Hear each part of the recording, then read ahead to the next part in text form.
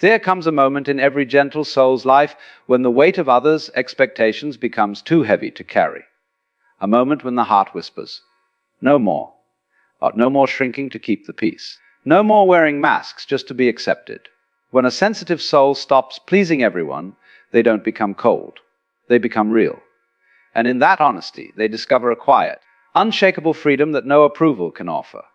This is not rebellion. It is the beginning of true self-respect. You know, there's a particular kind of person who walks through this world feeling absolutely everything.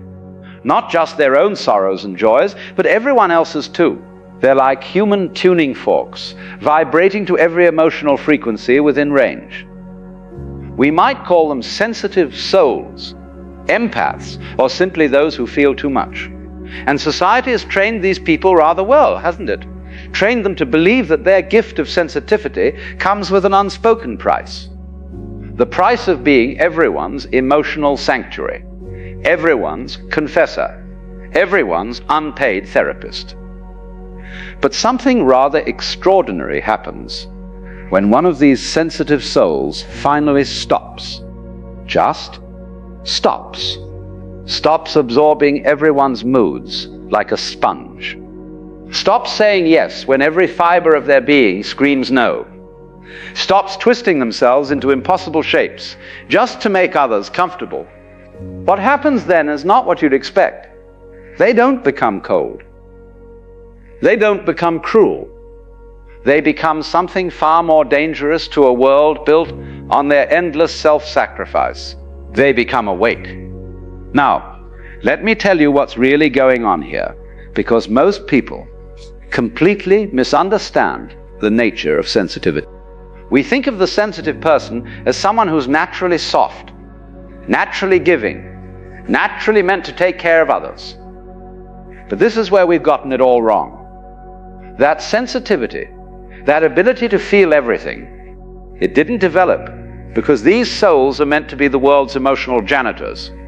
It developed as a survival mechanism. You see, if you grew up in an environment where you had to read the room constantly, where you had to anticipate someone's mood before they walked through the door, where your safety depended on managing other people's emotions, you learned to feel everything. Not as a gift, but as armor. The sensitive child who could sense danger in a parent's tone of voice, who could feel the shift in household energy before the storm hit.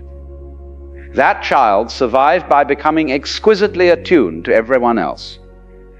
That here's the trick. They became so good at reading others that they never learned to read themselves. And so we have these sensitive souls walking around, 30, 40, 50 years old, still operating from that childhood program, still believing that their value lies in their usefulness, still convinced that if they just give enough, care enough, sacrifice enough, they'll finally earn the love they've been seeking all along. What a magnificent con job we've pulled on these people. We've convinced them that their sensitivity is a gift they must share with everyone, all the time, regardless of the cost to themselves. We've told them that boundaries are selfish, that saying no is unkind, that taking care of themselves is somehow a betrayal of their nature. But watch what happens when one of these sensitive souls finally hits their limit. And they all do, eventually. There comes a moment, perhaps after years of giving, until they're hollow. Perhaps after one more person takes advantage of their kindness. Perhaps on an ordinary Tuesday afternoon when they're sitting alone and realize they can't remember the last time anyone asked how they're really doing. In that moment, something cracks open. Not in a dramatic way, necessarily. Sometimes it's just a quiet thought, a simple question that changes everything. What if I stopped? What if I stopped trying to fix everyone? What if I stopped absorbing everyone's pain? What if I stopped being available for every crisis, real or manufactured? And in that question, there's a kind of terror, isn't there? Because the sensitive soul has built their entire identity around being needed. They don't know who they are without someone to rescue, someone to comfort, someone to save. Their whole life has been organized around this role. And the thought of stepping out of it feels like stepping into an abyss. But here's what actually happens when they dare to step into that abyss. They discover it's not an abyss at all. It's space. Open, vast, liberating space. Space to breathe. Space to think their own thoughts. Space to feel their own feelings without everyone else's emotions crowding in. And in that space, they begin to see things they couldn't see before. They see the patterns. Oh, the patterns become so clear once you stop participating in them. They see how certain people only call when they need something. They notice who disappears when they stop being the one who reaches out first. They recognize the emotional vampires, those charming people who always have a crisis, always need support, always take and never quite get around to giving back.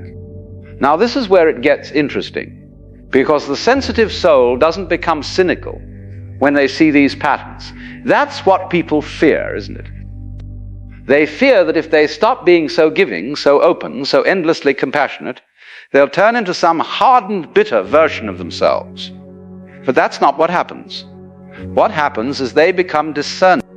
They develop what you might call conscious sensitivity. They can still feel deeply, still connect profoundly, still offer genuine compassion, but now they choose. They choose where to direct their energy instead of scattering it to everyone who demands it. Think about a spotlight.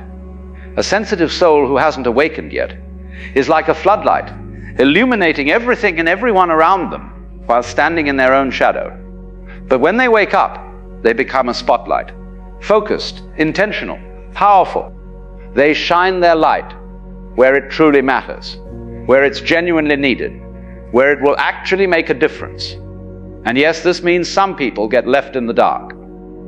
The people who are only there for the free illumination, who never intended to shine any light back, they suddenly find themselves without their personal sun. And they don't like it one bit. This is when you'll hear the accusations start. You've changed. You're not the person I knew. What happened to you?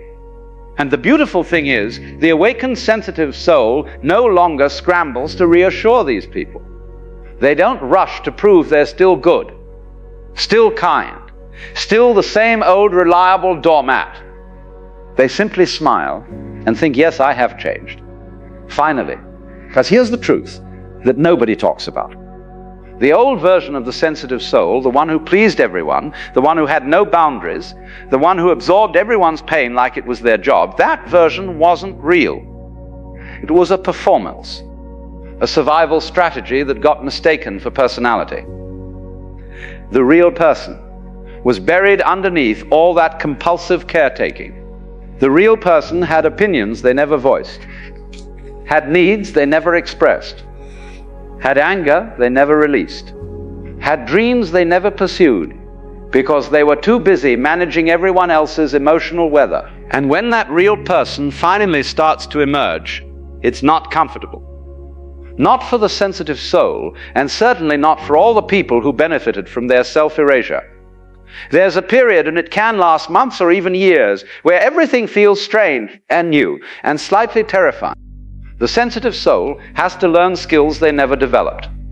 How to say no without a 3-paragraph explanation. How to disappoint someone without imploding from guilt. How to recognize when someone is trying to manipulate them back into the old patterns. Let me tell you about guilt. Because guilt is the primary weapon used against awakening sensitive souls. The moment they start setting boundaries, the guilt arrives like clockwork. Who do you think you are, putting yourself first? Don't you care about anyone but yourself? I thought you were a good person. And the sensitive soul, who spent their entire life proving they're good enough, feels that guilt like a knife. But here's where the real work happens.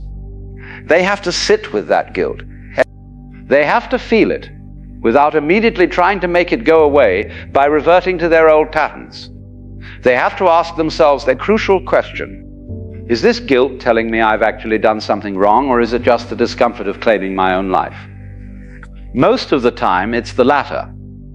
The guilt is just the death throes of the old identity. It's the part of them that learned to survive by being useful, by being needed, by being the one who fixes everything. And that part is terrified of becoming obsolete. But it must become obsolete. Because you see, the sensitive soul cannot become who they truly are while carrying everyone else's emotional baggage. They cannot discover their authentic self while wearing the mask of the perpetual pleaser. They cannot hear their own inner voice while amplifying everyone else's needs. And so begins what I call the great sorting. Relationships that were built on the sensitive soul's endless giving start to crack. Some will evolve. The people who genuinely care, who actually see the sensitive soul as a whole person rather than a resource to be extracted, these people will adjust. They'll respect the boundaries. They'll celebrate the changes. They might even feel inspired to look at their own patterns. But others will resist. They'll push back against simply. Used to be speaking in possible house. They'll try guilt, anger, manipulation, whatever it takes to get their emotional support system back online. And this is where the sensitive soul faces their biggest test. Can they hold their ground, even when people they care about are upset with them? Can they disappoint others to stay true to themselves? This is not an easy thing. The sensitive soul has been trained since childhood to believe that other people's comfort is more important than their own authenticity. They've learned that making waves is dangerous, that standing up for themselves is selfish, that their needs don't matter as much as everyone else's. Breaking this conditioning requires something like courage. Not the dramatic kind of courage, but the quiet, everyday courage of choosing yourself when every cell in your body has been programmed to choose others. Watch what happens to the body when a sensitive soul stops people-pleasing. This is fascinating. For years, maybe decades, their body has been in a constant state of stress. Their nervous system has been processing not just their own emotions, but everyone else's too. They've had headaches, stomach problems, exhaustion that sleep doesn't cure. Their body has been screaming at them to stop, but they kept pushing through because everyone needed them. But when they finally stop, when they finally start saying no, when they finally create boundaries that protect their energy, the body begins to relax. The chronic tension starts to release. The mysterious aches and pains begin to fade. Sleep becomes deeper, energy returns. It's as if the body finally exhales after holding its breath for years. And this makes sense, doesn't it? The body was never meant to process everyone else's emotional waste. The sensitive soul has been functioning like an emotional sewage treatment plant, and their body paid the price. When they stopped taking on everyone else's stress, anxiety, and pain, their physical health naturally begins to restore. Now here's something crucial to understand. When a sensitive soul awakens and starts seeing the truth, they don't lose their sensitivity. This is what people fear, and it's simply not true. They don't become numb or disconnected or cold.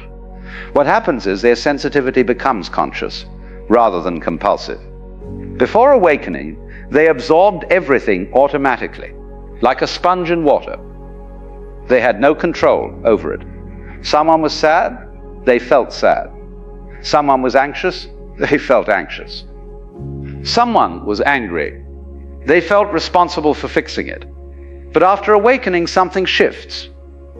They can still sense all those emotions. Their radar is just as accurate, maybe even more so. But now there's a pause between sensing and absorbing. A moment where they can ask, is this mine or theirs? Do I want to take this on or let it pass through? They develop what you might call a selective membrane, permeable enough to remain connected, but strong enough to remain themselves. This conscious sensitivity becomes their superpower. They can walk into a room and instantly read the energy, but they're no longer knocked over by it. They can listen to someone's problems with genuine compassion, but they don't leave the conversation carrying those problems. They can love people deeply without losing themselves in the process. This is the gift that was always meant to emerge from their sensitivity. Not endless self-sacrifice, but conscious connection. Not absorption, but genuine empathy. Not drowning in everyone else's emotions, but swimming skillfully through the emotional waters of life. Let me tell you what happens in relationships when a sensitive soul awakens. It's rather remarkable. The people who are using them start to fall away naturally. There's no big confrontation, usually. Just a gradual fading as the sensitive soul stops being available for the old dynamics. The friend who only called during crises stops calling when the sensitive soul stops rushing to rescue them. The family member who demanded constant emotional support finds another target when boundaries appear. The partner who relied on the sensitive soul to manage all the emotional labor either learns to carry their own weight or looks for someone else to carry it for them. This falling away can feel like loss, and in a way it is. But it's the loss of relationships that were never really relationships at all. They were arrangements, contracts where the sensitive soul provided unlimited emotional resources in exchange for the crumbs of connection. When those contracts end, space opens up, and into that space come different kinds of people. People who see the sensitive soul as a whole person, not a resource. People who give as much as they take. People who respect boundaries instead of testing them. People who love the real person, not the performing persona. These new relationships feel different. They feel lighter somehow, even though they're deeper. There's less drama, less crisis, less exhausting emotional management. There's more ease, more reciprocity, more genuine joy. The sensitive soul discovers something astonishing. Real connection is actually restful, not draining. Love that's genuine doesn't require you to abandon yourself. True friendship means both people take care of each other, not one person doing all the caretaking.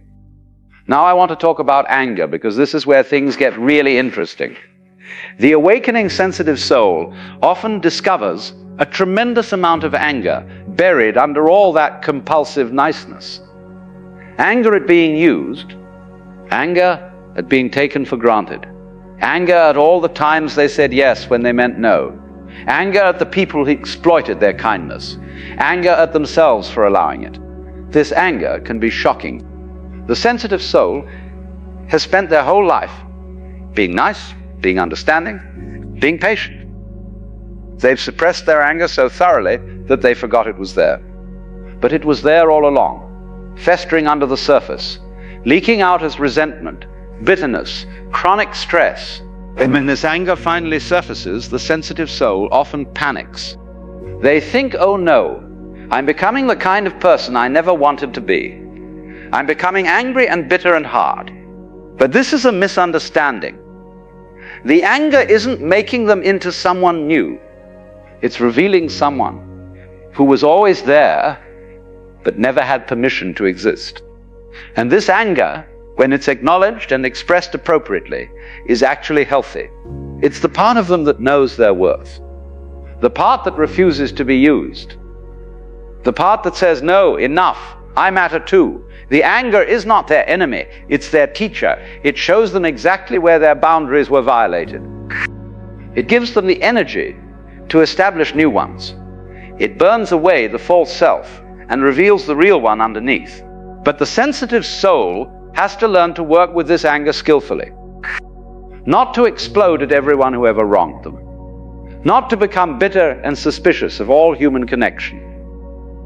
But to use the anger as information, as fuel for change, as the fire that transforms them from pleaser to person. Here's something beautiful that happens. As the sensitive soul heals, as they learn to honor their own needs and set healthy boundaries, they often find themselves wanting to help others do the same. But the way they help is completely different now. Before they helped by doing everything for people, by absorbing their pain, by fixing their problems. They helped from a place of compulsion and codependency. Now they help by holding space, by believing in people's ability to solve their own problems, by sharing what they've learned. Without trying to save anyone, they become what you might call a conscious guide rather than a compulsive rescuer. And this actually helps people far more than the old way ever did. Because when you rescue people, you reinforce their helplessness. But when you believe in their capacity to figure things out, you help them find their own strength. The awakened sensitive soul understands that the greatest gift they can give others is not to do things for them, but to trust them to do things for themselves. Let me tell you about something I call the return to self. After the initial awakening, after the boundaries are set, after some relationships end and others transform, there's a period where the sensitive soul has to learn to be alone with themselves. Really alone. Not lonely, but in solitude. For the first time in their life. There's no one they're trying to please, no one whose emotions they're managing, no one they're performing for, just them. And this can be uncomfortable at first, because without all that external noise, they have to face their own thoughts, their own feelings, their own desires. They have to ask themselves questions they've been avoiding. What do I actually want? What do I actually think? Who am I when I'm not being useful to someone? These questions can feel terrifying, because the sensitive soul has spent so long defining themselves through others that they don't quite know who they are on their own. But this is where the real treasure lies. In that solitude, in that space where they're not performing or pleasing or fixing, they begin to meet themselves for the first time. They discover their own preferences, their own opinions, their own quirks. They find out what makes them laugh when no one's watching, what moves them when there's no one to impress, what lights them up when there's no one to please. They discover that they're interesting, that they have depths they never had time to plunge, that they're actually quite good company. And something wonderful happens. The sensitive soul falls in love, not with someone else, but with themselves. Not in a narcissistic way, but in a gentle, appreciative way. They start to see themselves as worthy of the same care and attention they've always given others.